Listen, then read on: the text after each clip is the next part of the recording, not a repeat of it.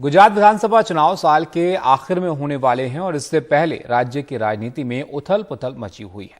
इसी के मद्देनजर प्रधानमंत्री नरेंद्र मोदी ने पीएम आवास पर गुजरात के मुख्यमंत्री भूपेंद्र पटेल के साथ बैठक की और बैठक में गृह मंत्री अमित शाह के साथ गुजरात के कुछ और वरिष्ठ नेता भी मौजूद रहे। अब माना जा रहा है कि बैठक में गुजरात में चुनाव की तैयारियों को लेकर चर्चा हुई और इस बीच अरविंद केजरीवाल ने बयान देकर इस बैठक की कहानी में ट्विस्ट ला दिया है। दरअसल केजरीवाल कह रहे हैं कि आपके डर से बीजेपी अगले कुछ दिनों में गुजरात विधानसभा भंग कर चुनावों का ऐलान कर सकती है, जिससे उनकी पार्टी को तैयारी का मौका ना मिल सके।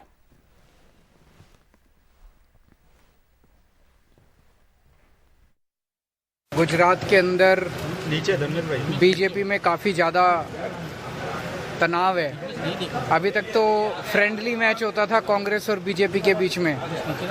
इस बार आम आदमी पार्टी आई है तो वो चाहते हैं कि आम आदमी पार्टी को ज़्यादा समय नहीं मिलना चाहिए, इसीलिए वो जल्दी चुनाव कराने के मूड में है।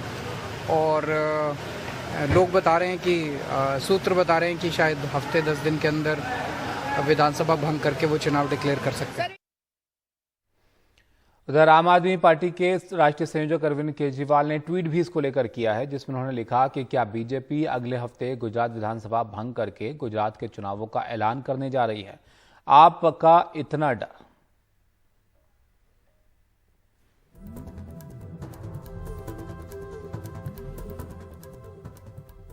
और इस पर ज्यादा जानकारी के लिए हमारे सहयोगी अखिलेश शर्मा हमारे साथ हैं फोन लाइन पर। अखिलेश जी बताइए, अरविंद केजरीवाल तो कह रहे हैं कि उनको मौका ना मिले इसलिए विधानसभा भंग होने की तैयारी हो रही है।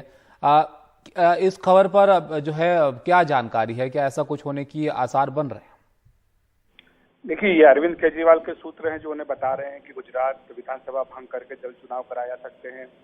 इसी तरह के सूत्र जो है उनके पहले भी उनको कुछ जानकारी देते रहे हैं। हिमाचल प्रदेश को लेकर के भी जानकारी दी गई थी कि वहाँ भी जल्दी चुनाव हो सकते हैं। जयराम ठाकुर को बीजेपी हटा सकती है, अनुराग ठाकुर को मुख्यमंत्री बना सकती है। तमाम सूत्र जो हैं समय समय पे आम आदमी पार्टी को जानकारी देते हैं, लेकिन बीजेपी का ये कहना है कि इस जानकारी में कोई दम नहीं है, क्योंकि हिमाचल प्रदेश की बात हो तो वहाँ पर पार्टी स्पष्ट कर चुकी है कि जयराम ठाकुर ही मुख्यमंत्री बने रहेंगे, चुनाव भी समय पर होंगे।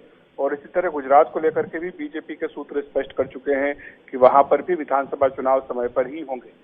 कल जो बैठक हुई है, दरअसल गुजरात के मुख्यमंत्री आप जानते हैं कि कल के सम्मेलन में हिस्सा लेने के लिए दिल्ली आए थे और इसीलिए पीएम मोदी के साथ उनकी बैठक हुई।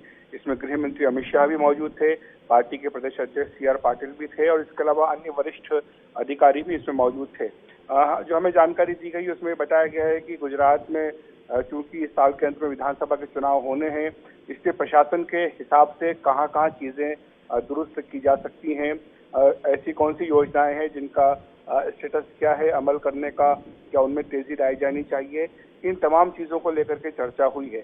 आप जानते हैं कि पीएम मोदी लगातार जब से बीजेपी ने 4 राज्यों में जीत हासिल की है, गुजरात गए हैं। एक ही महीने में उनकी 2 यात्राएं हो चुकी है और अब जो नया महीना शुरू हो रहा है इसमें भी उनके कई कार्यक्रम गुजरात में लगने हैं। तो इन तमाम चीजों पर चर्चा हुई है कि क्या क्या कार्यक्रम पीएम के हो सकते हैं, क्या ऐसी योजनाएं हैं जिनको घोषित किया जा सकता है, कौन सी बातें जिस पे कि खासतौर से जोर देना है कि चुनाव की तैयारी और प्रशासन को दुरुस्त करने, इन दोनों ही चीजों को लेकर के ये बैठक हुई थी। अखिलेश जी, ये तो है कि बीजेपी के लिए कहा जाता है कि वो काफी वक्त पहले से अपनी तैयारियों में लग जाते हैं, लेकिन जो मुख्यमंत्री हैं गुजरात के भूपेंद्र पटेल, उनको भी ज्यादा वक्त नहीं मिला है। तो क्या सरकार के काम को लेकर भी यहाँ पर चर्चा हुई है या सिर्फ ये तैयारियों को लेकर ही है जो कि आमतौर पर बीजेपी करती है वक्त से पहले? सही है कि मुख्यमंत्री को ज्यादा समय नहीं मिल पाया। केवल मुख्यमंत्री ही नहीं बल्कि किसी भी मंत्री को नहीं मिल पाया, क्योंकि आप जानते हैं कि मुख्यमंत्री के साथ साथ बीजेपी ने सारे मंत्रियों को बदल दिया था। ऐसा जो एंटी इनकम्बेंसी थी उसका मुकाबला करने के लिए किया गया था और खासतौर से कोरोना की जो दूसरी लहर थी उसमें जिस तरह से कई शिकायतें लोगों की थी तब की सरकार से, विजय रूपाणी के नेतृत्व वाली, इसीलिए बीजेपी ने एहतियातन ये कदम उठाया था। पार्टी 27 साल से गुजरात में सत्ता में है तो निश्चित तौर पर सत्ता विरोधी लहर तो उड़ना स्वाभाविक है, लेकिन बीजेपी उसी का मुकाबला करने में लगी है। ये भी चर्चा है इसके साथ साथ कि जिस तरह से मुख्यमंत्री मंत्रियों को बदला गया, ऐसे ही बड़ी संख्या में विधायकों को भी बदला जाएगा।